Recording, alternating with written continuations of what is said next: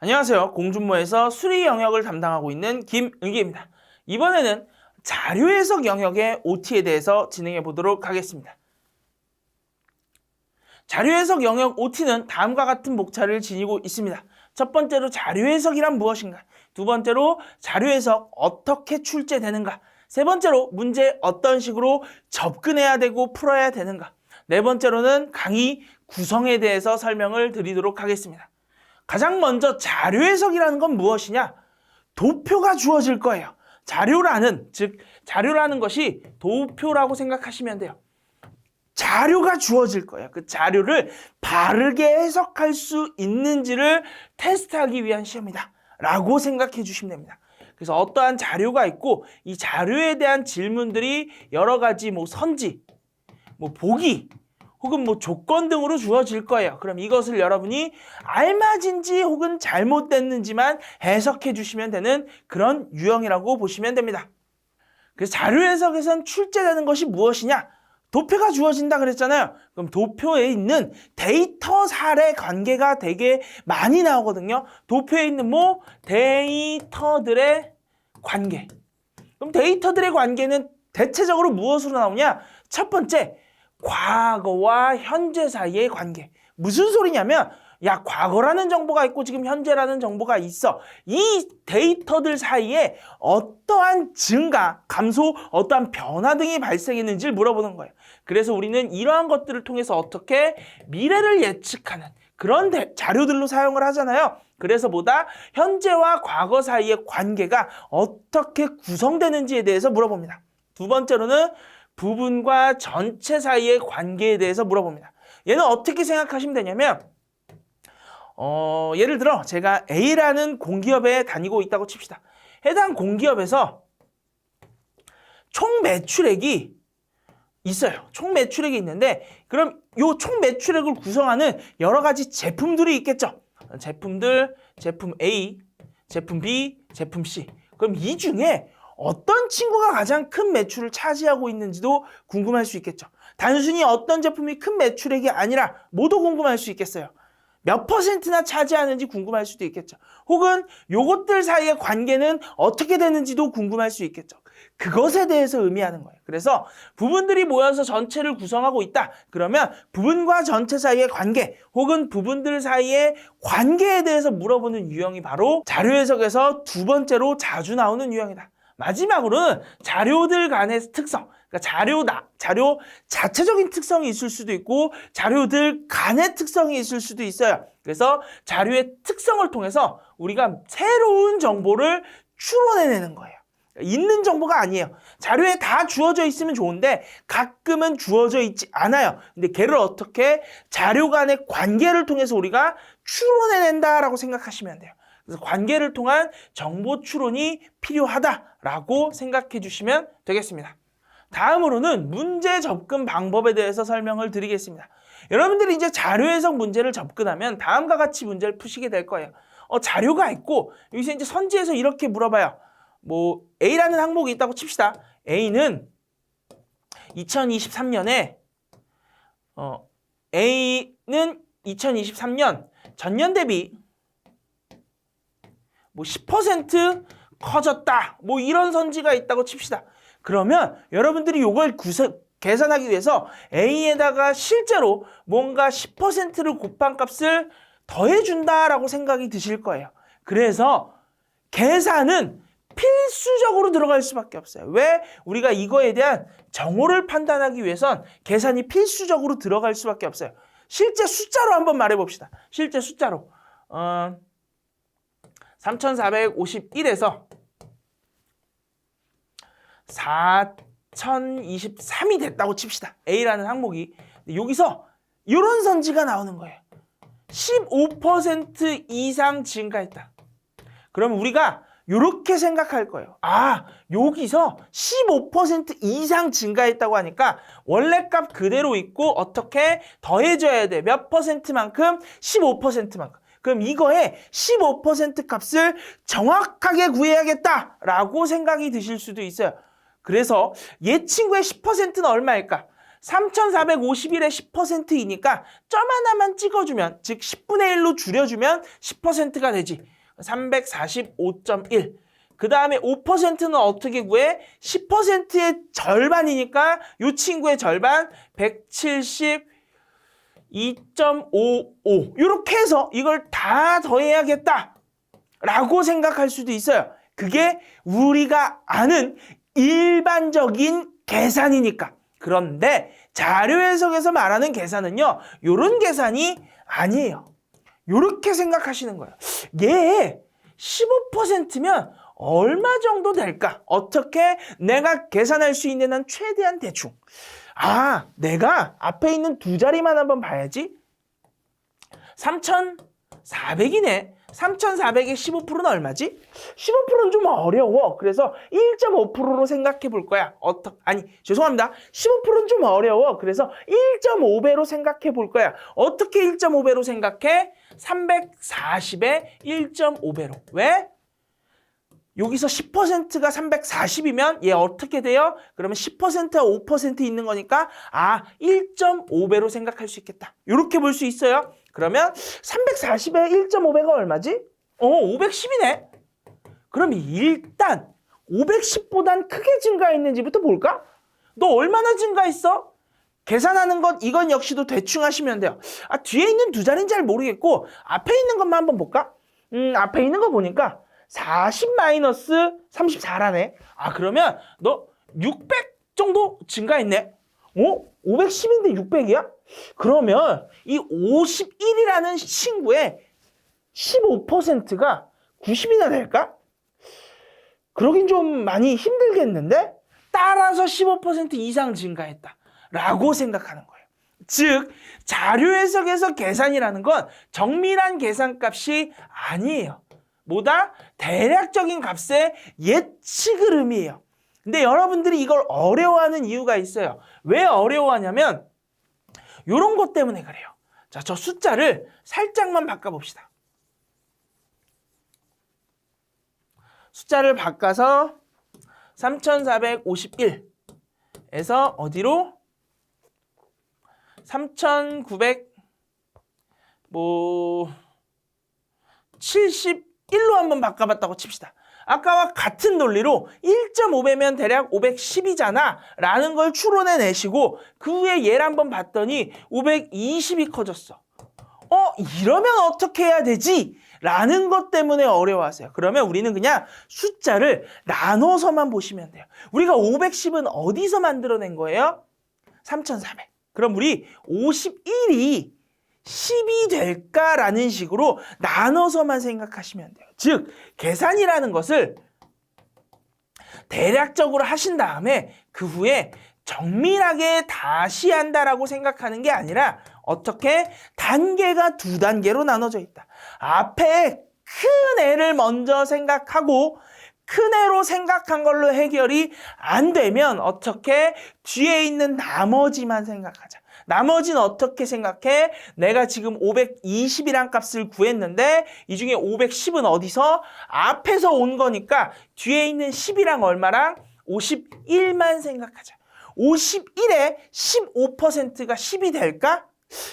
50에 20%가 10이니까 15%보단 훨씬 더 크겠다라고 생각하는 거예요. 그래서 우리 계산을 연습하실 때 단계를 쪼개서 큰 덩어리부터 조금씩 계산한다고 생각해 주시면 되겠습니다. 왜 그래야 되냐면 대략적인 값의 예측이라는 건 쉽게 말해서 높은 자릿수 생각하라는 거예요. 높은 자릿수 위주. 낮은 자릿수는 어떻게? 나중에 생각하자라고 여러분 머릿속에다가 계속 넣어주세요. 다시 한번 말씀드릴게요. 높은 자릿수 위주로 생각하고 낮은 자릿수는 어떻게? 나중에 생각한다. 그래서 몇 가지 예시를 좀 가져와 봤어요. 높은 자릿수 위주로 생각한다는 건 무엇이냐면 예를 들어 이런 숫자가 있어요. 그럼 얘를 모르겠어. 너무 커. 그러니까 대충 여기 앞에 있는 두 개만 보시든지 두 개 보는 것도 어려우면 하나만 일단 인식하세요. 어떻게? 대략적으로 반올림해서. 그러면 1, 10, 100, 1000만, 10만, 100만이어서 500만이다. 실제로 계산하실 땐 500만을 쓰시면 안 돼요. 인식만 그렇게 하는 거예요. 그래서 실제로 계산하실 땐 적어도 480만 또는 481만이다 라고 인식을 하셔서 계산값에 사용해 주시고 이 뒤에 있는 건 어떻게 다 버려버린다. 솔직히 481만도 어려우니까 한 480만 생각하시고 만약에 계산이 좀 더 필요한 것 같다라고 생각이 들면 어떻게 그때 이 친구들을 꺼내서 추가적으로 생각한다고 추가적으로 계산한다고 생각해 주시면 되겠습니다. 사칙연산을 한번 해볼게요. 첫 번째, 어떻게 더해야 된다? 뒤에 건 잘 모르겠어 라고 생각하시면 돼요. 그럼 얼마다? 61000이야. 필요하면 어떻게? 나중에 꺼내 쓰는 거예요. 내가 이걸 구했는데 얘랑 비슷한 값이 있어요. 그럼 어떻게? 내가 700이라는 것까지 추가로 꺼내야겠다. 이 친구도 똑같아요. 근데 얘는 두 개를 보면 71 플러스 35 이렇게 하는 분이 있을 수도 있어요. 근데 제가 이제 앞에 있는 거 위주로 보라는 건 어떤 의미냐면요. 뒤에서 동일한 자릿수를 지운다라고 생각하셔야 돼요. 그래서 저 앞에 있는 애 두 개를 보기 위해서는 어떻게?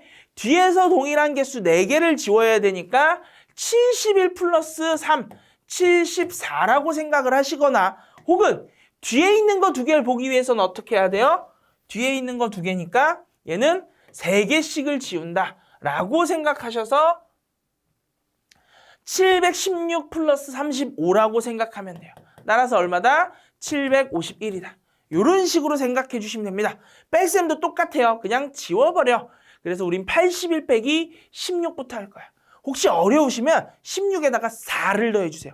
얘만 4 더하면 얘가 삐지거든요. 똑같이 4 더해주세요. 그럼 85 마이너스 20이어서 얼마다? 65다라고 구해질 거고 내가 구한 값이 만약에 65,000이랑 다른 것도 비슷하다면 그때 어떻게? 300이랑 500을 끌고 거예요. 그럼 얘 어떻게 돼요? 숫자가 작아져야 되니까 54800이 되겠다. 이런 식으로 구해주시면 됩니다. 빼기 역시도 앞에 걸 보기 위해서는 어떻게? 낮은 자릿수를 똑같이 지우는 거예요. 얘를 2개 보려면 낮은 자리를 4개 지우는 거고 얘를 2개 보려면 낮은 자리를 3개 지우는 거다라고 생각하시면 됩니다. 한번 빼기 해봅시다.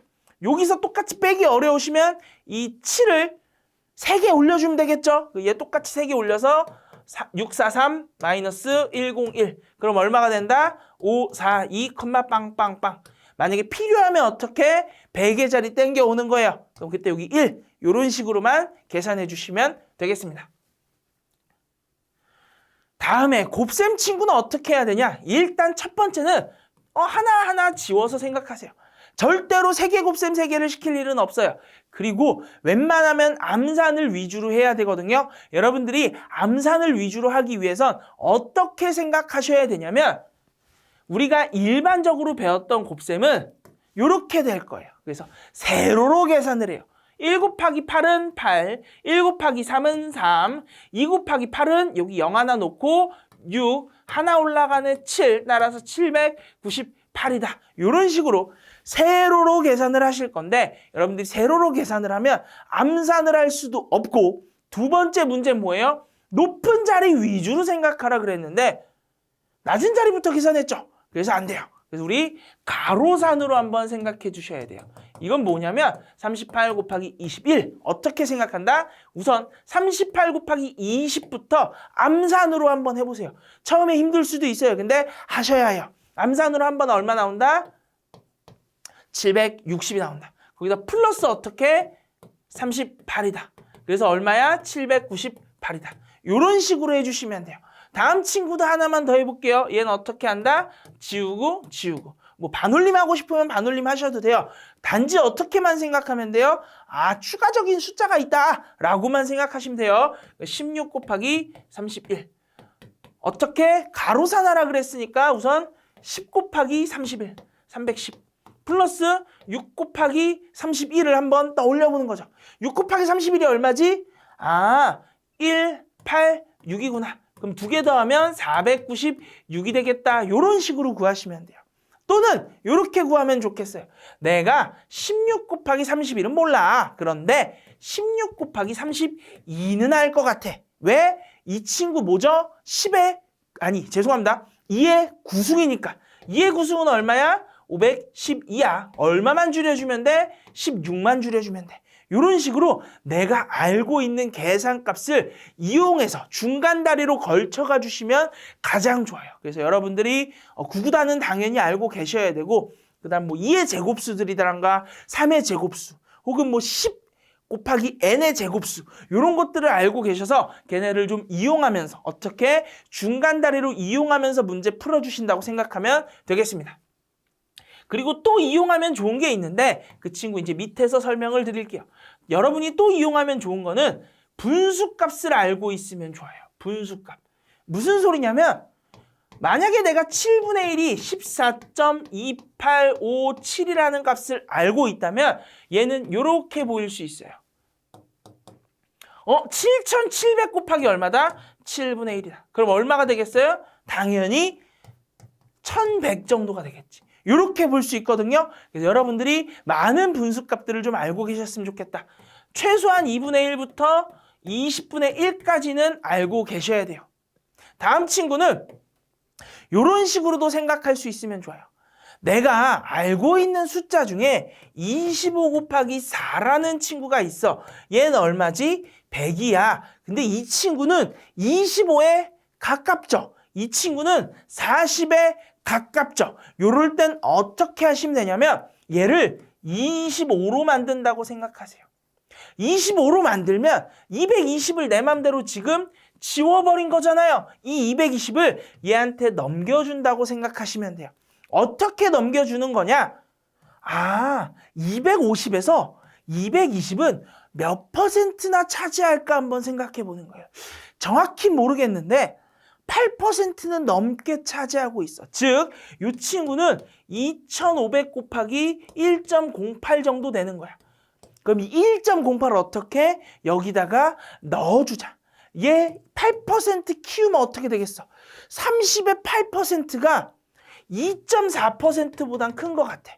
그래서 이 친구 당연히 2.4%보다 더 크게 더해줘야 돼서 40%보단 크겠다. 그럼 어떻게 돼요? 얘는 사실 2,500 곱하기 40%보다 큰 거. 그럼 얼마다? 요러한 형태가 되죠. 25 곱하기 4의 형태. 따라서 얼마다? 너는 1000보다는 크겠다. 이런 식으로 생각해 주시면 돼요. 정리를 해드리자면 다음과 같습니다. 가장 기본적으로 생각해야 되는 건 가로산으로 생각해야 된다. 왜 가로산으로 생각해야 된다? 그래야 앞자리를 크게 앞자리에 대해서 바로 알아낼 수 있으니까 높은 자리를 위주로 알아내기 위해서. 두 번째 목표는 암산을 하기 위해서. 그 다음엔 어떻게? 내가 알고 있는 예쁜 곱셈이 있으면 얘를 어떻게? 중간 다리로 이용하자. 예쁜 곱셈만 있으면 안 되죠. 또 뭐 알아야 돼요? 예쁜 분수 있으면 분수 최대한 이용하자. 그리고 세 번째, 내가 알고 있는 예쁜 곱셈이 있는데 못 써먹을 땐 어떻게 해야 된다? 서로 숫자를 주고받는다고 생각하자. 어떻게 주고받는다? 곱셈으로 찢어서 주고받는다. 그래서 곱셈으로 찢어서 숫자를 예쁘게 만든다. 요 네 가지를 잘 생각해 주시면 여러분들이 곱셈에 대해서 자료 해석 맞게, 자료 해석답게 문제를 접근하실 수 있게 됩니다. 다음 친구는 나눗셈에 대해서 한번 배워보도록 합시다. 제가 나눗셈이라고 적긴 했는데 실질적으로 자료 해석에선 나눗셈이 아니라 다 분수라고 생각하셔야 돼요. 분수. 즉, 이 친구는 어떻게 생각하셔야 되냐면 2413을 분모로 342를 분자로 두고 있다라고 생각하시면 됩니다. 그래서 분수는 어떻게 생각하냐면 딱 이렇게 생각하면 돼요. 0% 값 얼마지? 10% 값 얼마지? 50% 값 얼마지? 100% 값 얼마지? 이 네 개를 먼저 생각해 주세요. 무엇에? 분모에. 2400에 0%면 얼마죠? 0이죠. 2400에 10%면 얼마다? 10으로 나누어 주는 것과 같은 의미니까 대략 241이다.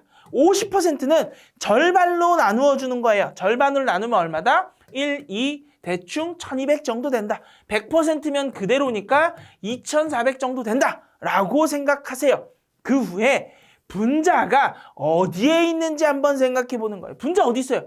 10%에 매우 가깝게 있죠. 그래서 어떻게 생각하시면 되냐면 342라는 친구는 우선 10% 가지고 있고 플러스로 얼마? 100만큼 더 가지고 있어. 그래서 여러분이 이 100을 계산하고 싶으면 추가적으로 계산하면 되겠죠. 걔는 얼마겠어요? 여기 가운데쯤에 있으니까 한 5% 정도 되겠다. 따라서 얘는 15% 근처가 아닐까라고 생각하는 거예요. 다음 친구도 해봅시다. 0% 0, 10% 181, 50% 대략 900, 그 다음에 100%는 한 1800 정도 되겠죠. 어떻게 생각한다? 이 분자라는 애가 어디에 근처에 있어? 50% 근처에 있네요. 근데 50%에서 얼마나 작아졌어요? 180 정도 작아졌죠. 180은 얼마였어요? 10%. 따라서 얘는 40% 근처 되겠다 라고 생각하면 돼요. 요 친구도 똑같이 0%, 10%, 51, 그 다음에 50%, 260 정도, 100%, 510 정도. 어디에 가장 가까워? 510 정도에 가까워. 510에서 얼마나 떨어졌어? 한 30 정도 떨어졌네요. 그럼 30이 얼마일까를 한번 생각해 보는 거예요. 절반 정도 혹은 10%의 절반 정도니까 얼마? 한 5% 작아졌네. 따라서 너는 95% 근처다. 이 친구도 똑같아요. 어차피 얘는 1보다 크니까 이건 생각할 필요 없겠죠. 100%가 얼마야? 634. 10%가 얼마야? 63. 그럼 얘는 100%부터 얼마나 커졌어? 보니까 한 80 정도 커졌네. 그럼 어떻게? 10%보단 많이 커졌지? 1.1보다 크겠다. 이런 식으로 생각해 주시면 돼요. 그래서 여러분이 분수값을 읽을 때도 대략적으로 읽어야 되는데 그 대략적으로는 어떻게 읽냐면 얘도 좀 정리를 해드리겠습니다. 1, 0, 10, 50, 100% 떠올리기.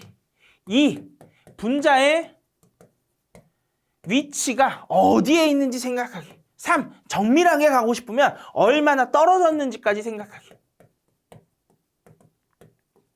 요 세 개만 생각해 주시면 돼요. 첫 번째로 분수를 보자마자 저 분모에 0%, 10%, 50%, 100%가 얼마인지 한번 생각해 보시고 그 후에 어떻게 요 위치에서 분자의 위치가 어디에 가장 가까운지 생각하세요. 딱 생각한 다음에 얼마나 떨어졌는지 생각하셔서 그 떨어진 값에 대해서 생각해 주시면 돼요. 뭐 예를 들어 30%가 나왔으면 어떻게 생각하면 된다? 한 10%, 50% 정가운데쯤에 있겠지. 혹은 10%를 기준으로 커진 값이 10%가 3개 정도 되겠지. 그래서 위치적으로 생각만 해주시면 분수값도 크게 어렵지 않게 읽어내실 수 있습니다. 강의 구성은 총 4가지로 구성되어 있습니다. 첫 번째 계산형, 다음에 자료형, 다음에 관계형, 다음에 특수형 이렇게 구성이 됩니다. 계산형은 곱셈에 대해서 알려드리고 분수에 대해서 알려드릴 거예요. 그 다음에 총합이라는 친구가 있어요. 여러 가지 덧셈이 있을 때 어떻게 해야 되는지 평균이라는 친구 있어요. 그래서 이것들을 항의 개수로 나눴을 때 어떻게 돼야 되는지 그 다음에 가중평균이라는 친구 있어요. 얘가 주어지진 않은 정보인데 정보가 추론 가능한 형태거든요. 그래서 이런 식으로 정보 추론 어떻게 해야 되는지 말씀을 드릴 거고 자료형에선 주로 자주 나오는 자료들 부분과 전체 자료 그 다음에 뭐 시계열에 대한 자료 이 친구는 이제 현재와 과거 사이의 관계에 대해서 물어보는 거예요. 그래서 과거와 현재 사이에 과거와 현재를 준 자료 그 다음에 순위가 주어졌을 때는 어떻게 해야 되는지 집합이라는 친구는 어떻게 처리해야 되는지 그 다음에 데이터가 구간으로 주어질 땐 어떻게 처리해야 되는지 한 자료에 2문제 있을 땐 어떻게 접근해야 되는지를 말씀드릴 거고 관계형은 이제 우리가 정보를 추론할 수 있다 그랬잖아요. 추론할 때 식이라는 게 필요해요. 그래서 그 식들을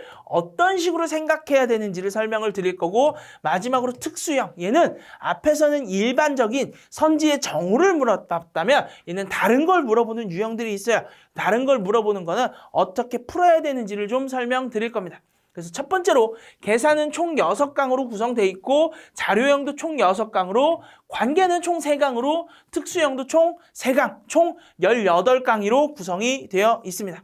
자, 여기까지가 자료해석 OT에 대한 내용이었고 우리 자료해석 1강에서 만나 뵙도록 하겠습니다. 자료해석 1강에서 만나 봬요.